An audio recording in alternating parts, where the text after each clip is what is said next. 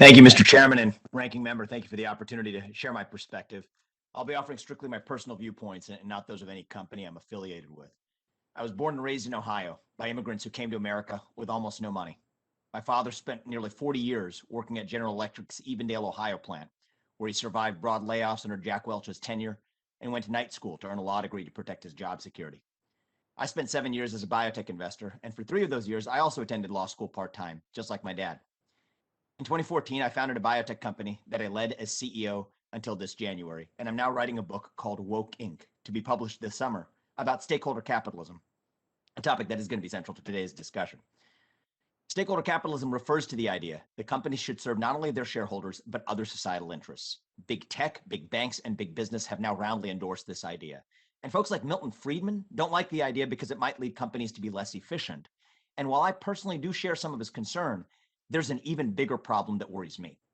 I worry that stakeholder capitalism represents a threat to the integrity of American democracy itself, because for companies to pursue societal interests in addition to shareholder interests, companies and investors have to first define what those other societal interests ought to be. That is not a business judgment, it is a moral judgment. And speaking as an American, I can say that I do not want our capitalist elites to play a larger role than they already do in determining our society's core values. The answers to those questions ought to be determined by America's citizens through our democratic process, publicly through open debate, and privately at the ballot box. And personally, I don't know if that's a Republican idea or a Democratic idea. I consider it an American idea. It is puzzling to me, though, that progressives seem to love stakeholder capitalism today.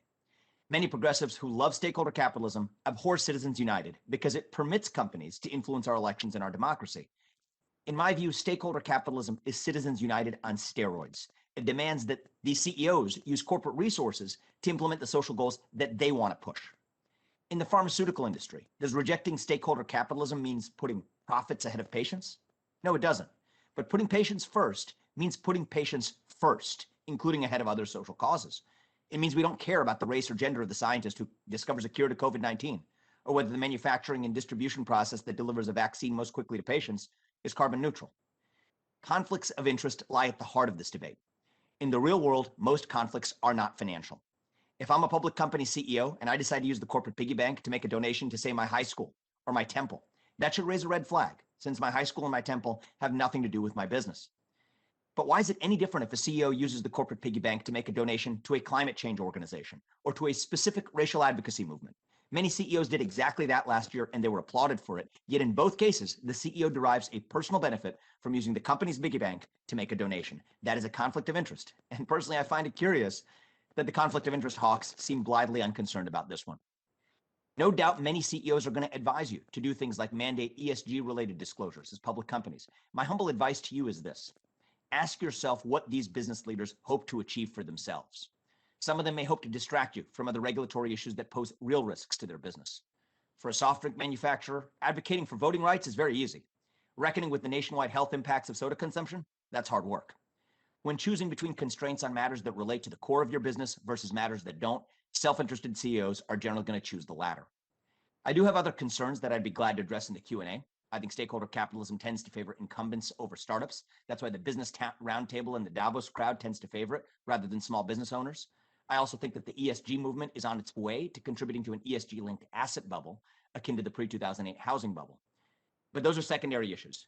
The bigger issue is the threat to American democracy, because when we demand that corporations make moral judgments and exercise political power, democracy loses not once, but twice.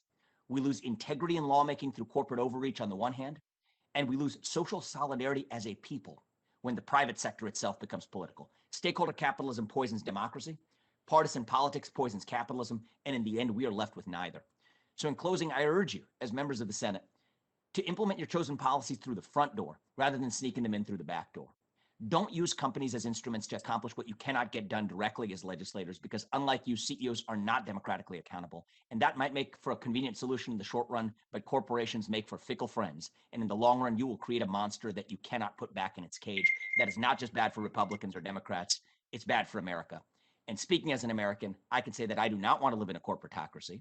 I do not want to live in a $1 one vote system. I do not want to live in a modern version of old world Europe where a small group of wealthy elites get to decide what's good for the rest of society. I want to live in a democracy where everyone's vote and everyone's voice is weighted equally.